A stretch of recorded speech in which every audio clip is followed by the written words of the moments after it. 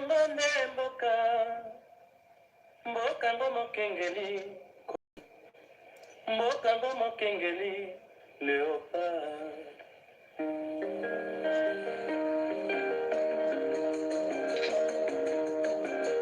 Mikolo tosekalaki na mosolo ya mboka Kongo ekoki tofungwani miso lelo tomoni bozoba nyonso tosali oyo ebongisa Kongo agani ebongi tosala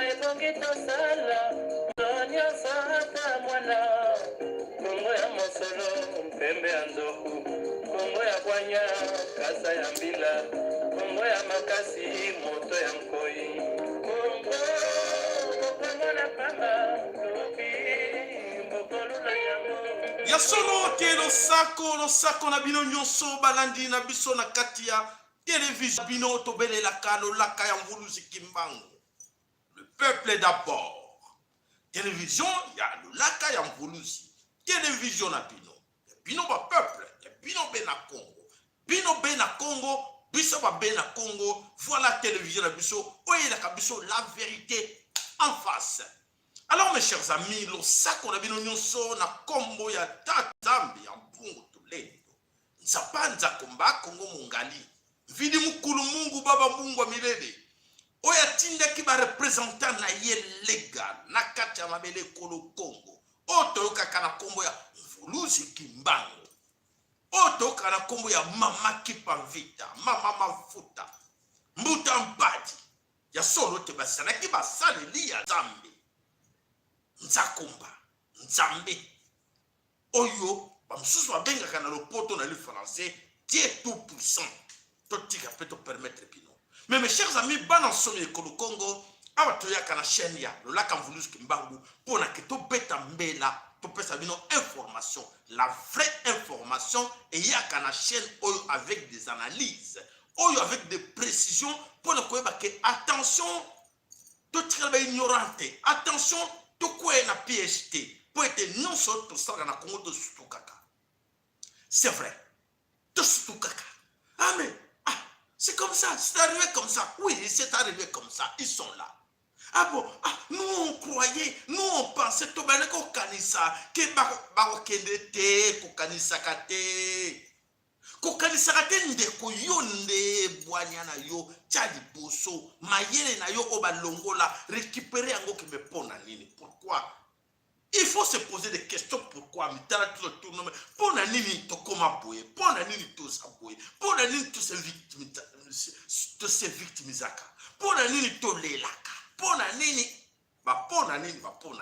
ce qui monta mayele et ko pesa ye réponse.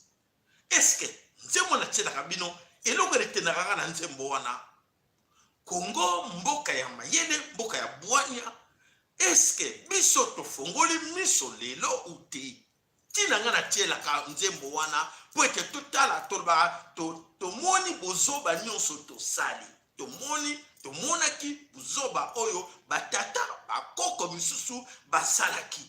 Est-ce que apporta biso leçon ou pas? C'est ça la question oyo na tiela ka nzembo wana pour que moko na moko a se rappelaka. Oh mais pona nini na tshaka nzembo ezali pona kosula musabino? Est-ce que ofongoli miso to te?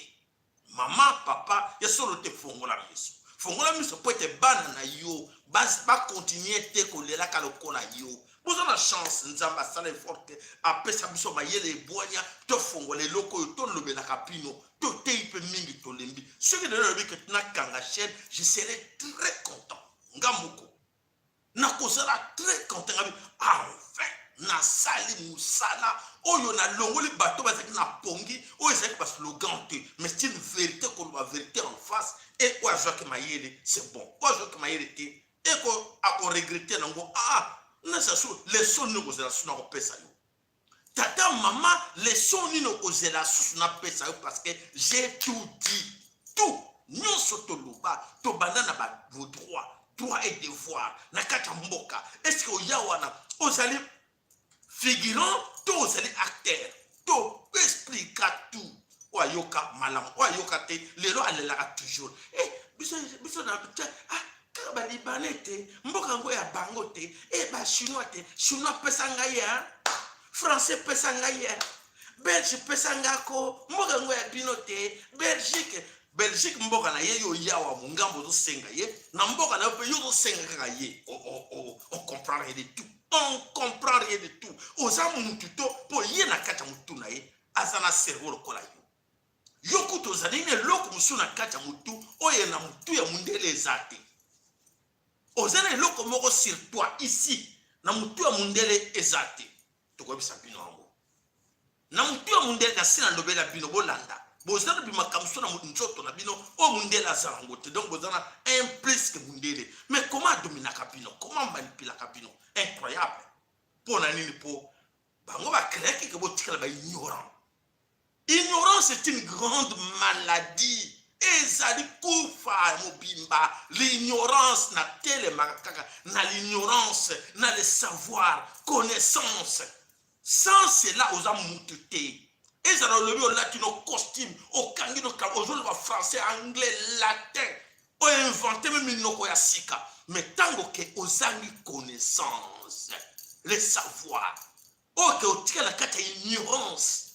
L'ignorance est une maladie moko. En tout cas, n'habite sur ba musu toko lukela bango ba pathologie. Oyo toko créer ya sika.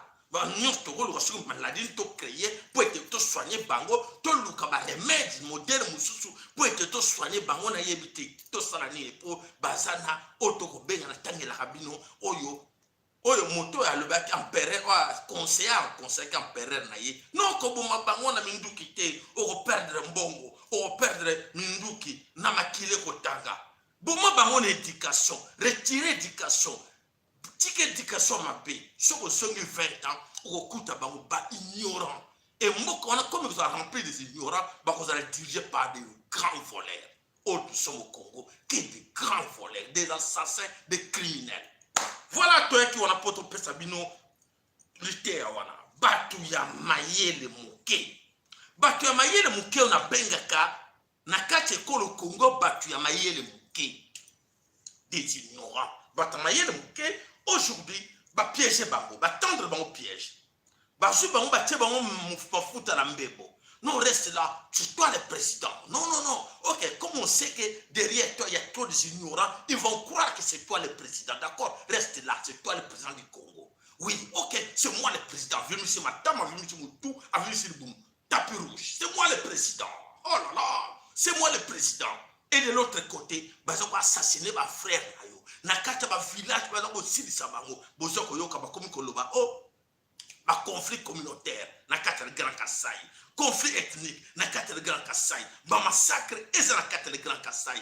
Oh, bah, ça pour Boma Mingi, la plupart, ce sont des Kassai. Pour Nanini, pour Bachaki Bango, Mateka, Namunoko, Bache Bango, Babi, Botika la Wana, allez, Bissoto Boma Bino, Bazo Boma, Otolo, Batolo, Bela Binoke, effet à pétrole, Bois qui n'a centre, ta, et Banuko Panzana. Oh, là, surtout, quand on a toujours le ventil, l'objet à regretter parce que vous avez un 4 qui tiba.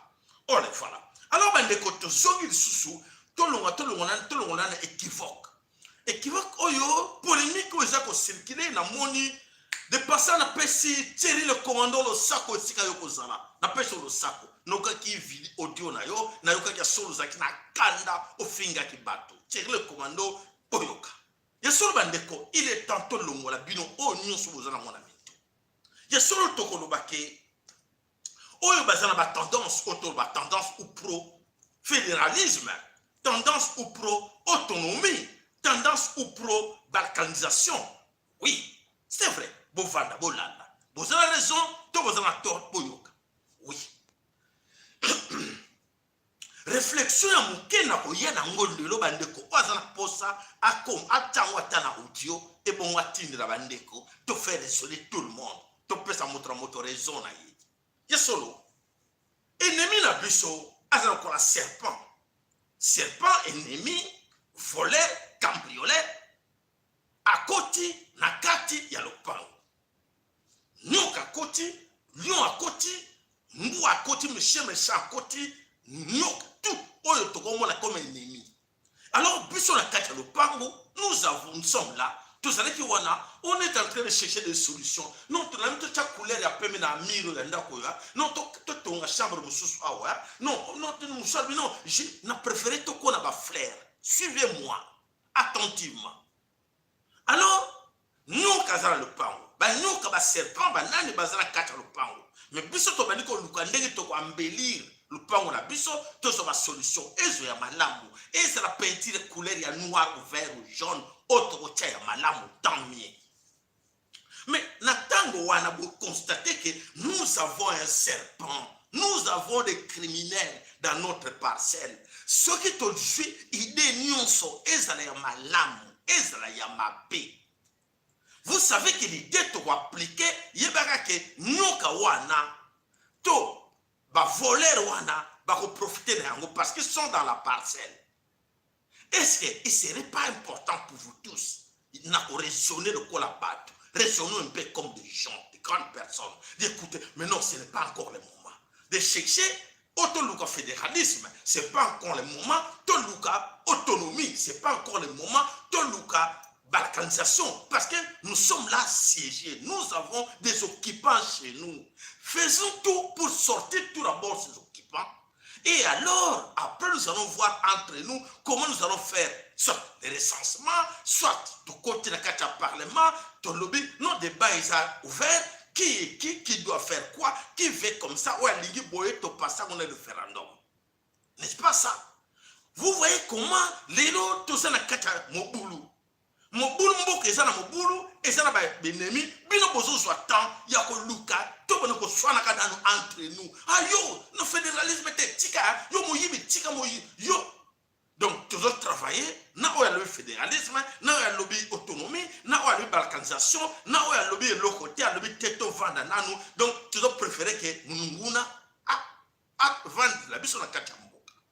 Alors, mes chers amis, conseil na pesibino, totika na ba dispute na biso, totika na ba divergence na biso, tout ba que oui, tant mieux. Quelle que soit la proposition, n'a pas ce mot torté, n'a pas ce mot raisonné, mais réfléchissons tout d'abord. Tout le canal n'est pas bingano, banguna, et bon, to vanda bisomoko, n'est to luka, totala, qui a raison.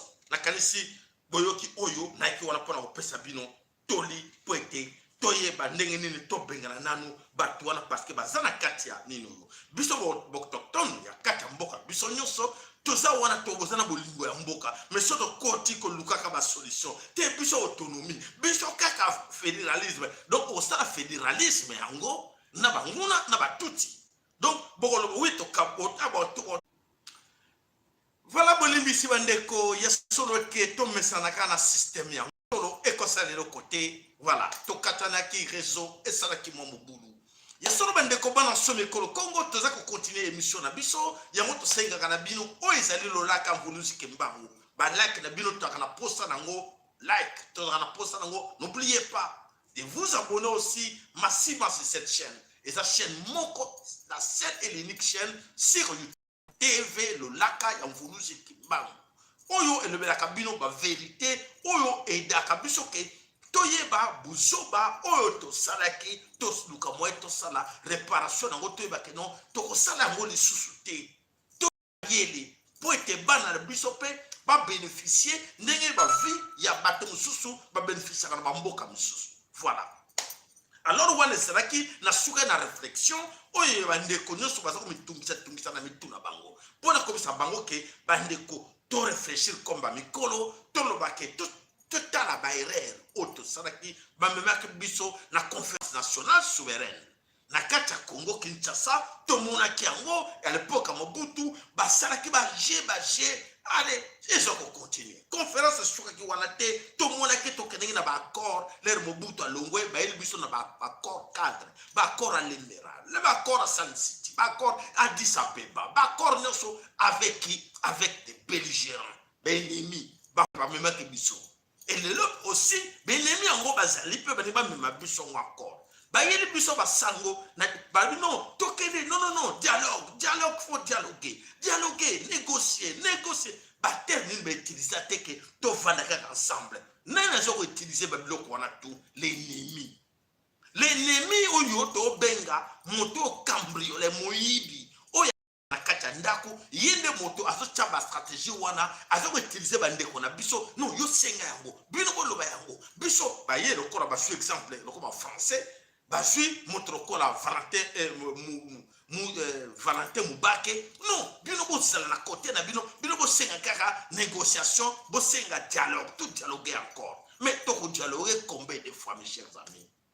Toko négocier to négocier ka to signer accord on peut ça permission na ba Rwandais na ba Ougandais na ba Burundais ba kota ka 300 km na kati ko Congo ndenge ba lingi ba bomi ba sasi ba zu ba minéré ba kenango ndenge ba lingi suite à ba accord. Mais si ko vraiment so to za batya solo et le koni suto ko loba pote boye ba teke nyonso bolingo sala et c'est ça na Congo résultat to mona ba étranger ba vendre biso. Ya solo bandeko na sengi na moko na biso to rejono ko la bato po mutu azala ko la nyama teke nyama betie pa nyama susu ko bete ko aganga atomboki mais yo ba beta ka fimbo to comme ko la bi non bazo beta fimbo ennemi azala zo kosa bino azako sala tu bazawana na kati ya mabele koloko. Voilà bandeko bana some Congo bandeko hier makambo lekaki na mabele Congo yango ebotala en image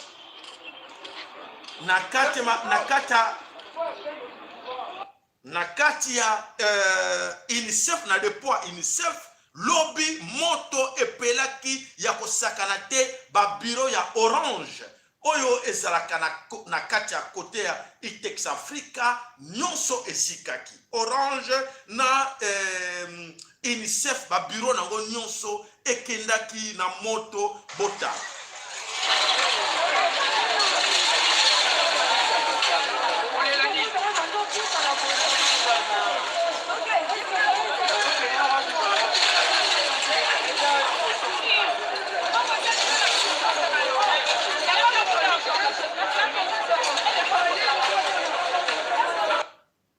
Voilà moto epeleki ya kosakana te na kati ya Itex Africa na lelo siko bate bele bazolinga bayeba moto wana ezalaki de quelle origine.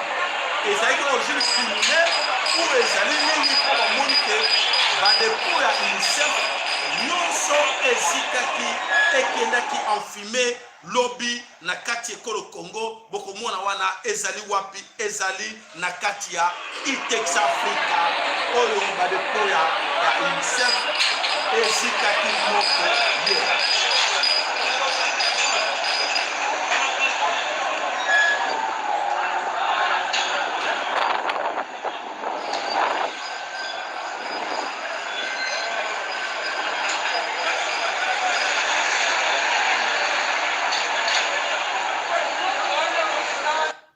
Voilà bandeko moto wana esikaki hier badepo na bango nyonso etumba maki.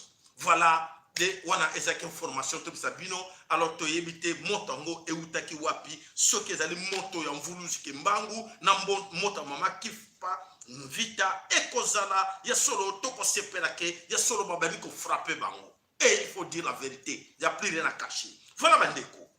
Zambie na kata Kinshasa ba annoncer lobby le gouvernement du Congo annonce le retrait des armées zambiennes sur le sol congolais. Ah, bandeko. Nakanisi en ce moment la situation est dans la Katia province kuna na kota Katanga, les soldats zambiens sont toujours là. Mais na Kinshasa ba annoncer ki bango lobby que oui, nous on a tout fait, on a fait partie ba soda wana oyo bazalaki na mabele ekolo Congo nzoka te lokuta, les soldats sont encore là na mabele ekolo Congo. Donc ba les autochtones ya Congo ba villageois baza sowa baza na zamba ba kima ba bengana bango et voilà ba soda wana baza okengela bazo surveiller villageois moko zonga na kati ya mboka na yete. Voilà exactement ce qui s'est passé na kati ya mboka wana. Voilà bandeko bana some ekolo Congo tokei wapi tokei na actualité na biso oyo ya MONUSCO na SADC. Bandeko toyaki wana pour vous informer. L'actualité du jour parce que to moni babani ko luka ba je. Attention bolanda attentivement pour lobby bo souffra mais MONUSCO ki met tout monde kaka makambo zo changer té. Attention au piège. Piège à niveau international, le plan oyo la France à la tête na les Allemands. Allemagne, France, Belgique, Grande-Bretagne, Canada, États-Unis, basés derrière ces plans sataniques. Donc, c'est-à-dire que tromper notre vigilance. Plan wana bango basali balobi nini? Oui, tomoni que MONUSCO balingi était na kati ekolo Congo, il faut faire partir MONUSCO na mois de décembre. Proposition zanini? Non, il faut SADC ezwa makambo na maboko pour que ba soldat SADC bana ko diriger ma opération. Mais on se pose des questions. Ici en Belgique, en France, en Allemagne, ba soda oyo ba dirija ka ba kenge la ka ba sa sécurité na ba mboko yo. Ba zali ba soda ya nation nini. Ba soda oyo ba sala ka musala ya armée ko kenge la France, ko kenge la Belgique, ko kenge la Canada, ko kenge la États-Unis, na Allemagne ba mboka wana tout. Ba soda wana ba uta continent nini. Ce sont des autochtones ya mboka wana. Et pourquoi biso tu as le droit ya kozana armée na biso mokote? Est-ce que tu as battu tout ça banyama? On se pose des questions. Pourquoi ba biso kaka batinda ka batu mususu ba kokenge la biso? Et ba luka ke non, là-bas il y a trop de guerres. Qui crée ces guerres? On va leur poser des questions, mes chers amis de l'ONU. Qui crée des guerres au Congo pour envoyer des soldats étrangers pour occuper les Congolais? Bande comment on sauve le Congo? Beaucoup de gens ont été attention. Attention, mettons-nous debout. Disons non à la MONUSCO, non à la SADC, non à l'Union européenne. Parce que quand ces gens-là tuent chez nous, donc les Français, les Allemands, les Belges, les Américains, les Canadiens tuent chez nous pour nos minéraux parce qu'ils sont avec leurs multinationales. L'air bazo bouma na Congo, basui force moko batie wana bino pour nous protéger parce que sinon ils vont comprendre. Et ba monaka l'air bazo bouma, bas bango tolobi SADC. SADC était où? SADC baza wapi? L'air bazo massacre na Congo, l'air bazo massacre tozali membre ya Union européenne et Union africaine. Tous les membres de l'Union africaine. Et l'Union africaine est où? Pour protéger, pour dire que non, non, notre membre, comment vous violer la souveraineté Yambokawana? Il ne parle pas, personne ne parle de cela. Et le lobalité, attention au piège. Attention, bandeko, au piège. Donc, c'est un plan caché. Oyo, il y a France, Allemagne, Belgique, n'a pas payé son attente. C'est quoi au geste? C'est-à-dire que il va tromper vigilance na biso. Que non, va changer quelque alors la Saint-Pierre, na Saint-Paul, quelque ce sont les mêmes gens, va changer quelques étiquettes. Et c'est là qu'il y a les bossons, c'est là qu'il y a oni, comment échanger tcheko comme MONUSCO, échanger et l'autre côté. Et donc, tout ce sont des mêmes responsables et dirigeants. Et même avec la SADC, ou l'Union africaine, et qu'on a toujours les mêmes responsables, ou sous contrôle, il y a armée. Donc, c'est-à-dire que c'est la France qui mettra ces gens là-bas pour essayer de protéger les multinationales. Vous avez compris? Alors, on a piège pour dire que, ah oui, merci quand même, l'Union africaine. Attention, l'Union africaine a mes libertés. L'Union africaine, c'est la France. Biloko tout va ça la kawana, ce que c'est qu'il y a biso africain, n'est tozana mais libre la katiwana. Non, c'est la France qui se cache là derrière toutes ces histoires-là. Vous avez compris? Merci. Voilà, balak nabino sera avec son plaisir quand on voit que Bozo landa biso de près, balak nabino sera avec plaisir. Donc bandeko toloba, plus jamais aux soldats étrangers chez nous. Parce que allons par des actions. Comme ça, ils vont comprendre que non, les Congolais ne veulent plus ces gens-là. Donc, ça veut dire que nous n'allons pas accepter encore plus jamais les soldats étrangers chez nous. Ceux qui veulent lobby, voilà sont les sujets que la chaîne tout, que non, jamais, plus jamais cette histoire que tous a toujours siégé dans les soldats, armée étrangère. Na kati ya mboka na biso tondi makangote. Alors bandeko na kanisi moko na kati na bino akoko ye bandenge ntoba na ko travailler biso to poto ba ke non ba remplacer biso Saint-Pierre na Saint-Paul to lobi MONUSCO dégage, SADC dégage, Union africaine dégage. On n'a pas besoin, il y a biloko na bango wana parce que c'est dirigé par la France, par les Allemands, par les Belges, j'ai na bangwana to lingi ngote. Parce que chez eux ici, tout le monde a noté que non, forcément, ils dirigent que non, c'est l'ONU. Ils sont membres de l'ONU, non? Pourquoi l'ONU ne dirige pas, ne sécurise pas la Belgique? Pourquoi l'ONU ne sécurise pas la France? Pourquoi l'ONU ne sécurise pas l'Amérique? Donc nous sommes des cons, des idiots.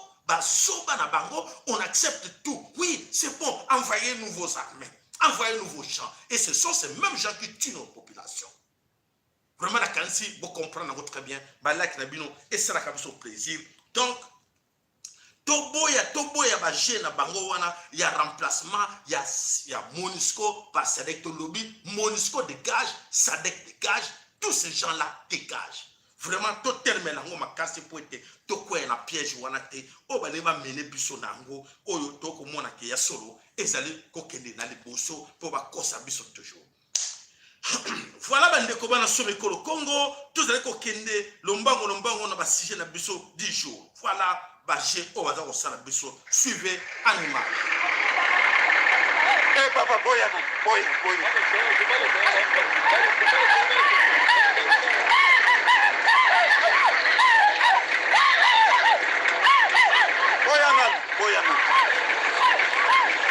Bozo kende wapi? Kende wapi? Roba bozo kende wapi? Nawasha. Wacha nana yebisi bino kende wapi?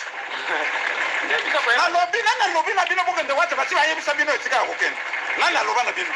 Neba bengi bino kuna. Nana bengi bino. Yebiso Yoko mbona onani? Mbona ngai Mahamad nana yebisi. Eh, boyana no. Tika bangwa kenda. Ke apesi biso order kuna biso ko. Nani apesi bino order? Deba zotanga ngombe kuna na nzela. Nani? Batute. Soda ezakuna. Makunji. Kombo na ye nani akangiba ngombe na bino? Kombo na ngai? Kombo na ye nani oyo akangiba ngombe na bino? Ne bango ko yebisa kombo na bango. Baza pene awa musika te awa kaka. Awa ngambu na mai oyo. Bango ko zala kuna.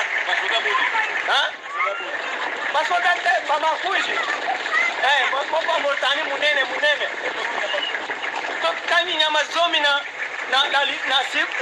zomi na sita saba. Debo tiki libango. Tokani kuna. Alobi awa order biso kokata. Mabe azite. Siko nani na yebisi bino bokende na wati? Papa nde naza mwana na yebi nini? Baza kuna. Oko zuwa sikoyo. Na uma kuna bango batunyoko koyeba. Baza mingi. Botiki ngombe boni. Ngombe zomi na boy. Donc 5, 6, 7 mois. 18. Baza kuna tokangili bango deja balobi ngombe akata. Mabe azite. Biso ko yiba nzela te. Pardon. Tika.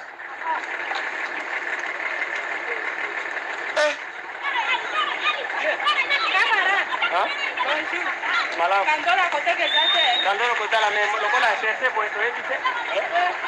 Nala ndabino. Debo pesa ngaka ngere.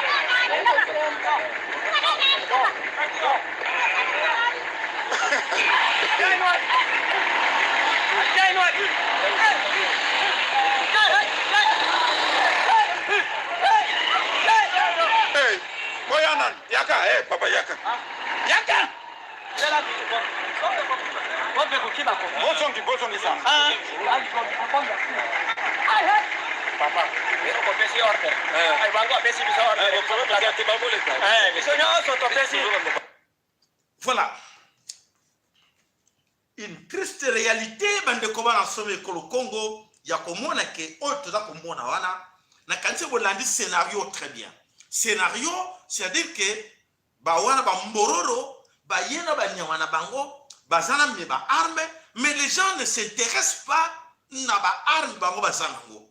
Les gens s'intéressent na ba vache.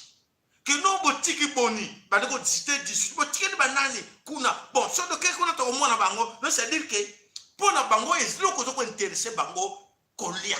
Donc ba boma bango na nzala, au moins ba so botiki la biso ba yebi ke baza ennemi. Ils s'en foutent que baza ennemi. Donc ça dit pour na bango, bazo mona bangombe, bazo mona balia. Ozo mona sika mboko do tekama na nzala.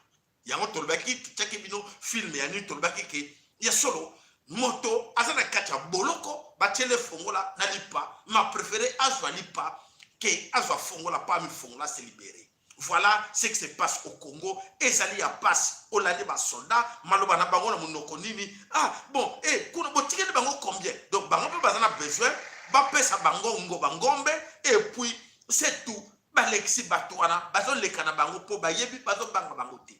Bazo banga bango sont des soldats. O ba kangi bango wana, o bazo telvisa bango sont des soldats. Au moni ba s'en fouter na bango.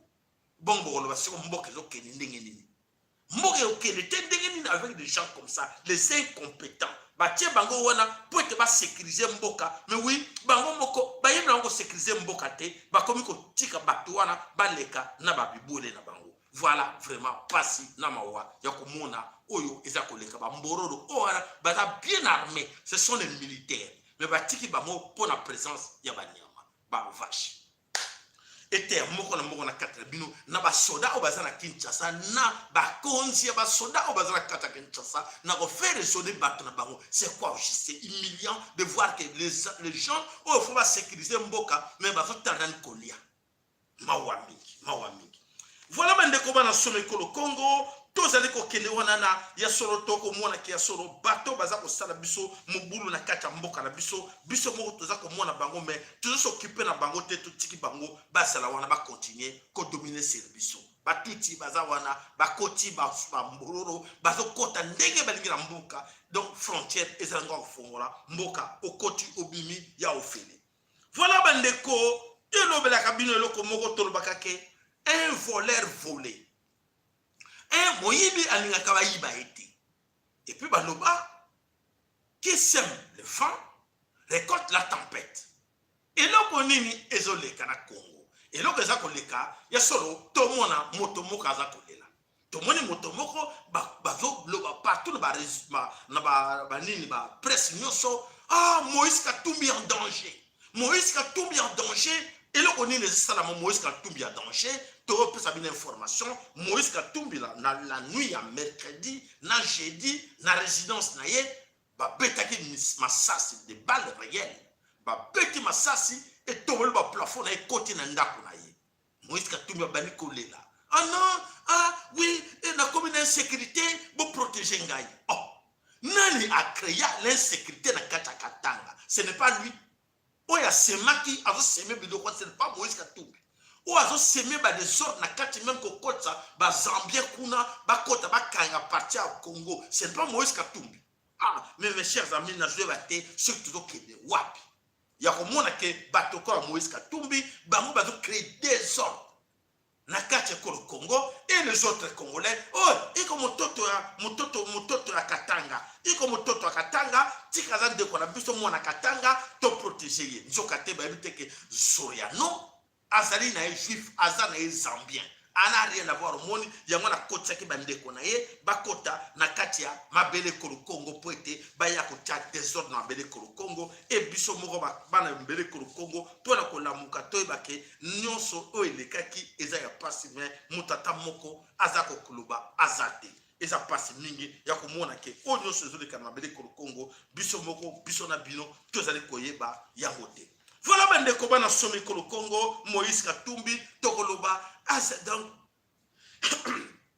heureusement ou malheureusement azaraki te na kati ya ndako barate ye. Et voilà Moïse Katumbi abani kolela oleli na lute poete bato yo boma na mabele ko le Congo yo moko Moïse Katumbi yebi ba de gao bo sala ba computer bo sala po boma batambele ko le Congo yeba ka yango ke un jour oko futa yango pote bato ndeko na biso bakufa yo za na kati ya kuwana Moïse Katumbi to so kanisa ke ba Congolais o ba baza ba fanatique opesa ba miette que ba Congolais tout oko corrompre bango te. Il y a des Congolais o ayebi ke yo mutza complice ba des ordres tout banda époque Kabila papa o bo créer ba des ordres au Congo bo bomisa des millions de Congolais o yo bo banda ko financer ba groupe armé. Tu es toujours là en train de financer des groupes armés pour ba créer l'insécurité dans le Congo.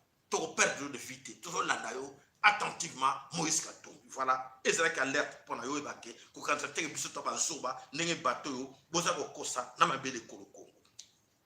Voilà bandeko confusion ya Mvulus Kimbangu na sujet oyo ya coronavirus e bandeko ningisa mokili. Na kanisi bandeko ebele boyokaki avant-hier le président Donald Trump a bimi na télévision alobi coronavirus exacté. Effectivement, coronavirus ezalaka te. Ezali biloko mo bazo créer piscose, bazo créer ko banga po ete ba imposer biso vaccin oyo bakotia signe de la bête. Na kan to rappela ka binongo po boretena kango. Oyo kokota na piège bake ko pesa iba vaccin bazo pesa bino kuna etalien po to biso noka signe de la bête, mais bino ozo yokate ezala passe pona ye. Et voilà Donald Trump aloba kango, le Donald Trump alobi yango azuba problème na bataba réseaux sociaux ya Facebook na Twitter ba bloquer ba effacer vidéo ne wana ba bloquer puis ba tenir quelques deux personnes bimabi non il c'est que rare non aloba ki boy tandis que la vraie vérité o ebimaka na munoka moto mbala liboso. Et voilà Donald Trump aloba kango est vrai to aloba ki Mvulus Kimbangu azo confondre bango azo tcha bango na confusion bango na bango ozo bazo tout ça na mitu nzoka te baza ko yeba te que il y a une grosse main noire oyo ezawana eza siri bango baebi bazo ye bango te. Ils sont encore na kati ya kobunga bazo ba te que oyo so basala Afrique oyo so basala mabe na Congo na Afrique ils vont payer. Les d'ailleurs ils payent déjà économie na bango ezo comme par terre ya on toujours sabino bandeko oyo toujours rappeler to lobi que retour au bercail ba fiofio to lobi retour au bercail ba fiofio aujourd'hui on va ko longo na ba fiofio olongo ba fiofio te etalio poete ba fiofio boye biango ko ba yebi yango te eze loko ba chaka na libenga oyebi ko bi bongisa jana ba fiofio na yo tu pesa bino mayele ko ba te lobi que non mais papa ba ko lopo na ba ko loba ya solo 2021 approche na lira o satanate 2021 décembre année ya soka 2022 soko take makolo na kati ya kachopa te kachopa nde Afrika soko take makolo na kati ya kachopa te okolela pote awa bobani ko mona ngo tchabas basi ils ont trompé basi les a déjà wana donc c'est à dire que vague oyo ya ndenge ba annonce bazo préparer yango pendant l'hiver bientôt zonga bazo préparer ba plan na bango vaccin basala yango plein signe de la bête basala yango plein de millions. Bill Gates azo ziela comme ça gagné pour basala yango déjà tout ce que vous voyez là ça a été bien préparé bien avant.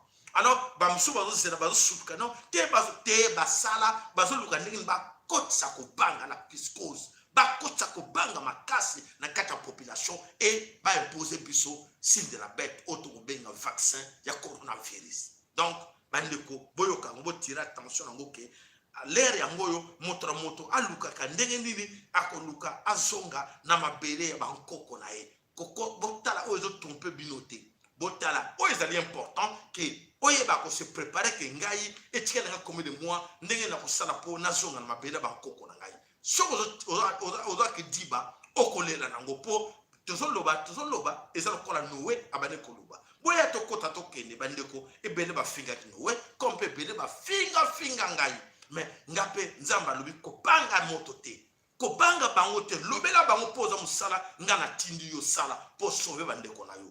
Alors toba kango ke libération à Congo et que ça la atroce alors atrocité ango ezali partenaire ba kokufa.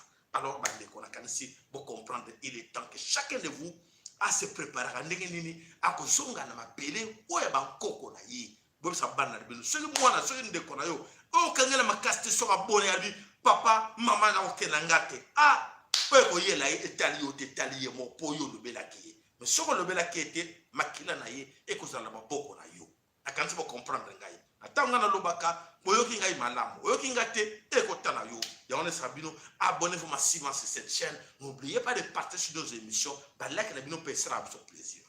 Alors na kanisi papa ma follow esika zali wana na kanisi papa ma follow bandeko baluki yo bandeko baleli papa ma follow tozo mona yo te papa ma follow na kanisi okoko benga poete opesa bandeko atamwalo mbote na lombango poete tozo sala émission moko spéciale oyo papa ma follow akobisa biso oyo nini ba révélation nzambe ya bankoko tata nzambe ya mpungu tulendo apesi papa mafolo. Alors papa mafolo bate bele baluke busobe papa mafolo bangi te bati pression wa te papa mafolo akendaki po barekomandaki ye ke asala retraite akota na mozindo etoko yoka ye émission mobimekuza lobi me toka na papa mafolo lo sako epai na yo na kalisi bandeko bayoka mongongo na yo kala balingi bayoka yo lisusu bandeko malobe pa na papa mafolo. Losako mingi papa sayala losako bandeko bena Kongo bamama Kongo nazalaka na bino na molimo na yeli bino sango moko ya kitoko mboka tokozwa yango parce que bayebisi ngai ke biso nde tozali le présent ba héritier absolu ya makila ya bakoko na biso banda l'Égypte antique ti tosali migration toleki na Katiopa tokoti na kusi tokomba na mbanza Congo na Royaume Congo nde sikoyo tozali na mabele ya Congo. Masolo eza kitoko me mingi bakolela soki papa sayela kozwa tan lobi tosala élection na mingi bakolela me na yeli bino sango ya kitoko eko ezoloba ke mboka na biso bakosama mingi. Nous sommes les héritiers de droit absolu. Moto moko akoki kokosa biso te biso nde tomekosama donc toka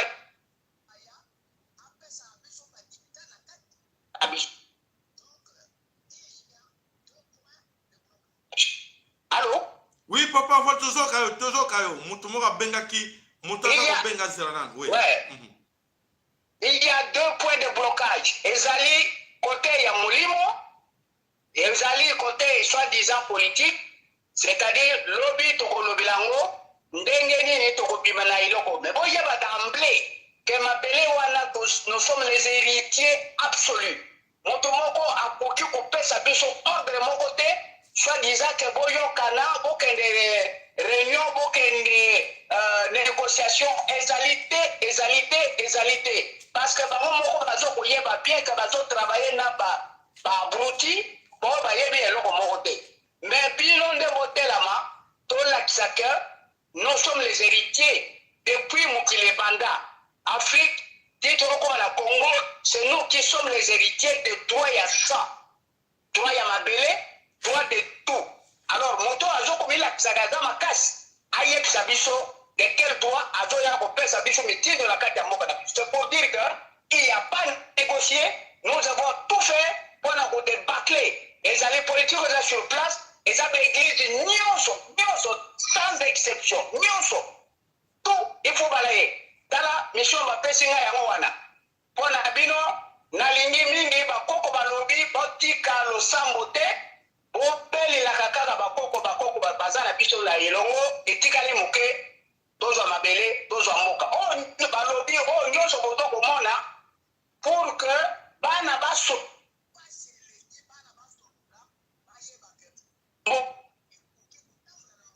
ayate yango wana bozala na kimia na jongede bino tokoloba oyo akotia tembe na mvulusi kimbango mama kipabita yende akorepondre.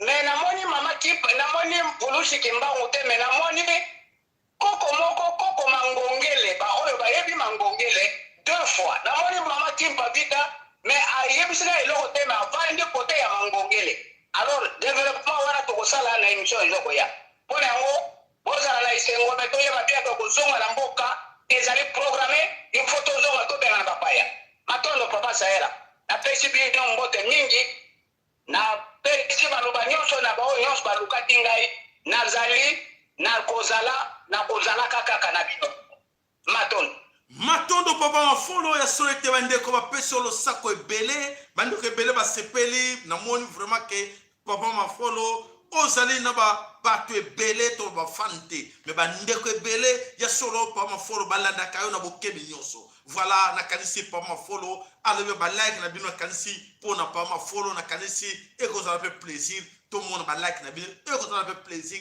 de vous abonner massivement. C'est la seule et unique chaîne sur YouTube, chaîne na biso oyo lobby boko yoka ba makambo oyo papa mafolo akeleki ko comme bata mamuke pour être à se ressourcer. Alors message oyo azui ndetokola na lobby na 15h.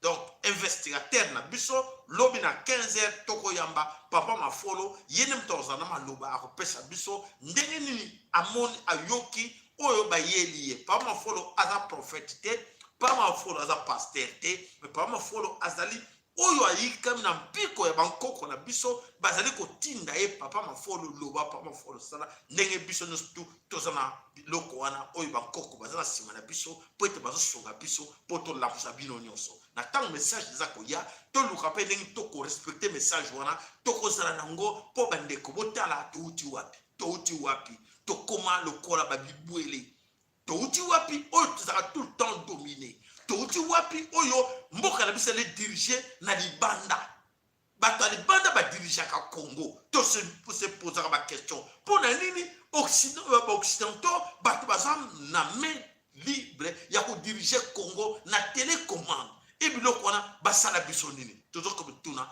basala biso nini mpo tozala kaka bazoba na bango mpo baminere nyonso oyo soko omoi lelo Belgique eza kongela France eza kongela ozokomona Etaze ongela nyonso sans Congo wana bakozala na eloko te.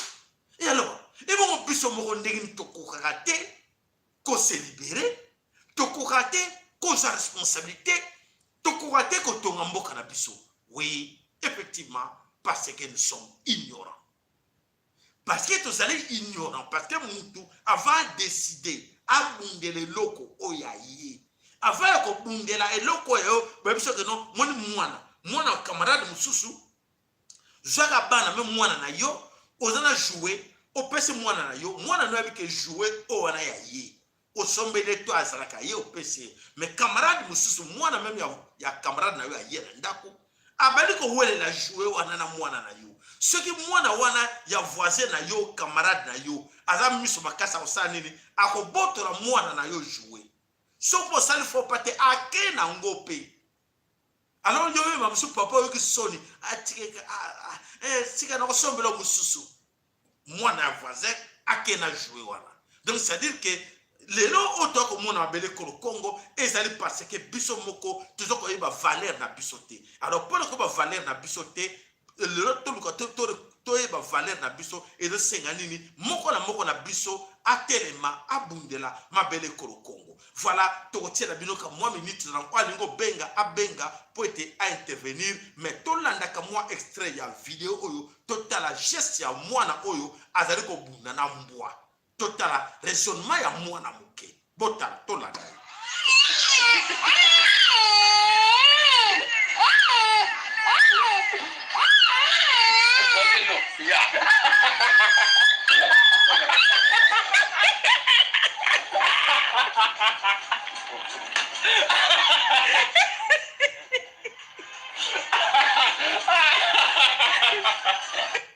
voilà mwana wana na kanisi aza moto ayebi ke mbwa oyo alingozwa sapatu na ye mwana lobi te koza sapatu na ngate abundi na mbwa omoni papa lobele te beta mbwa papa lobele loko te papa oyo observer mwana za moto a raisonner non eza yanga mbwa kozwa te alors amoni moye ko beta kofe ezate mwana asali défense oyo akoye ko sala poete a zwa a récupérer sapatu na ye epai ya mbwa. Alors bandeko raisonner bino na zo tiela bino eloko mususu emeka ko faire raisonner bino lisusu boyeba ndenge nini makambo nini eza koleka na kata mokili bolanda attentivement. Non, moi je suis fatiguée. J'ai les choses qui disparaissent tout le temps dans cette maison. Je ne sais pas où ça va. Donc là, j'ai décidé d'agir maintenant. Donc vous l'embarquez. Alors je ne vois plus. Non, on va t'embarquer. Madame, je ne sais pas de quoi vous parlez, monsieur. Pardon. Ma soeur. Oui, Tu t'appelles comment? je m'appelle Francine. Francine. Tu es de quelle nationalité d'abord? Je suis humaine. Tu es humaine, hein? Oui. Bon. Tu vois la grande là, hein? J'ai une grande à moi. Là, elle a parlé comme ça. Elle est fâchée. Tu as compris? C'est ma patronne, je sais. Laisse-moi d'abord parler. Elle est fâchée. Hein? Tu travailles ici, hein? Oui. Depuis combien de temps? Ça va faire 6 mois. 6 mois. Oui. Bon, on va faire simple. Hein? Fais sortir tout ce que tu as pris. Je n'ai pas volé. Je n'ai pas dit que... Je t'accuse pas. Est-ce que je t'accuse? Ok. Fais seulement sortir tout ce que tu as pris. Moi, mais je sais comment. Je vais parler avec ma grande. Faut pas que quand elle revienne là, de toi, de trouver. Ok. Mais je n'ai pas volé. Non, il n'y a pas de souci. Je sais que tu n'as pas volé. Il n'y a pas de souci.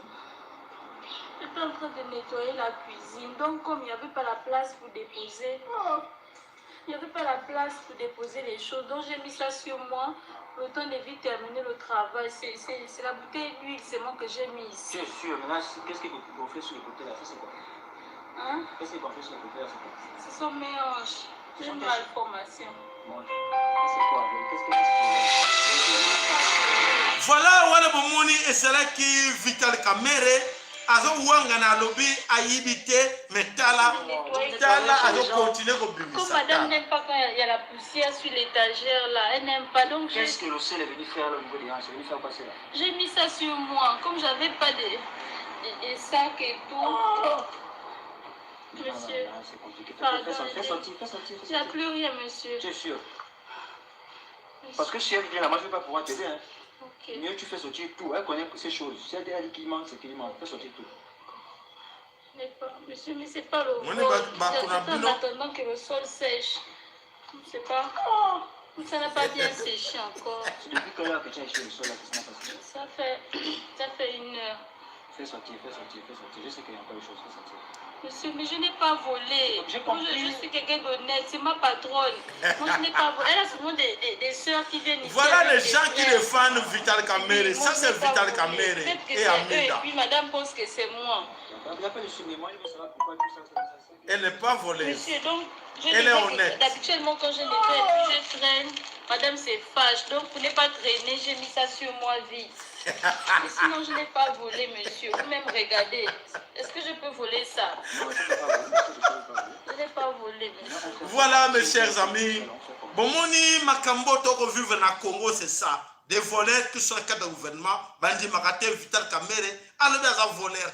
Et Batobaza, c'est la défense. Pour la Vital Kamerhe, que aza volerte ala type couleur rouge oyo couleur ya parti ya Vital Kamerhe. Voilà, aza moyibité. Alors bandeko, o alingi ko intervenir. Alors to lobi na bino akoko benga poete abatsa biso o ya zarango poete bandeko pe ba yoka ni manoba omboka bino. Voilà bandeko bana some kolo Congo toeki wana nalola kangulu zikimbangu. Alors ezali chaîne na bino que chacun de vous ayebaka o toza ko bundela ezali mabele kolo Congo toza ko bundela eloko musute esenga pe biso moko bana some kolo Congo ke moko na biso abundaka aika mpiko na oyo azali capable ya ko bundela mboka te ape bana na yo te ka bana na yo ke bazwa ka responsabilité na bango na maboko ndenge ndi ba ko bundela mboka lobi. Alors ceux qui posent responsabilité na maboko te ekozala pasi pona mikolo ezali kuya. Alors le sako ndoko pana yo siko zali malobo mboka yo. Le sako papa sayala nakopesa kimbo na tata nzambi ya mpungu tulenge na komba mfumo mbuluzi papa Kimbangu mama Kipa Vita na bakoko na biso mosusu ingeta.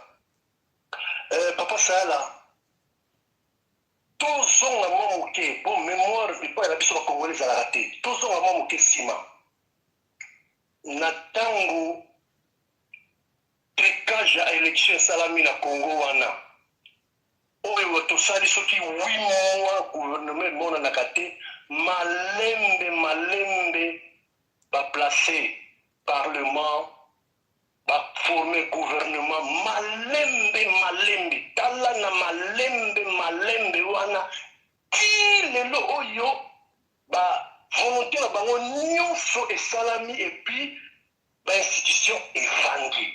Alors tout ça la examen de conscience comme peuple pour kotala que partant yaba ndenge tozalaki déjà ya kotelema mais na kotelema na biso wana esprit ezalaki éveillé mais basali nyonso oyo bazalaki nango posa. Donc nous avons un problème yango wana problème ezali te biso bato toza komeka kofongola misu biso bato toza komeka kofongola misu ezosala pasi mpona komona ke tozali na mboka moko oyo biloko eza kosalama ezali impossible mais esalama. Donc Kabila, un ignorant de ces gens, mais a réussi à placer tous ces hommes dans l'institution nyonso oyo alingi et tovandi toza calme. Matondo nazongiseli yo maloba papa sala. Yasolo bandeko, yasolo matondo ndeko na biso, yasolo sika uzana kata Italie. Rien n'est encore trop tard pour toutes ces missions bolanda conseil. Rien n'est encore trop tard. Vaut mieux tard que jamais. Baloba ngona le poto. Donc eloko moko to kufisi nanu ezate na tango bozana bombo. Na ko recommander bino une chose. Bandeko to senga bino bo s'abonner. To senga na bino ba like na bino. Mais na recommander bino encore une chose. Bo senga na bandeko ba ma courage. Ya ko landela be mission na biso na lolaka mvulusi. Bande bandeli. Zwata landaka moko a moko. Ce que vous avez fait, on enregistre en audio et comme on pour tindre bandeko ba yoka que ya solo pour na to se sauver pour tozali ba architecte ya vie na biso. Ce que biso moko to télémité moto moko a recevoir biso azaki. Donc ça veut dire que il faut to téléma moko pour être to sauver ma belle ya bankoko na biso. Alors maman lo soke pa na to tikalo bele na 2 minutes pour na yo. Lo sa mo le pa na yo. Oui, le sac, Toujours très bien, maman. Ok. Voilà, ok. Le sac, papa, ça y est là. Dans cette famille, on a eu des combien fois, et papa, ma follow. Le sac, papa, ma follow. Attends, on a vraiment comme ça, le sac au pénaï. Le sac au pénaï, son nio sur par contre, il fait au pénaï par contre, puis le sac à ma casse n'a pas sonné quand il va pas son nio sur nous. En tout cas, au bazar, vraiment, pour la mboka est, nous allons courage à ma casse. Attaqué à plusieurs fois, mais parce que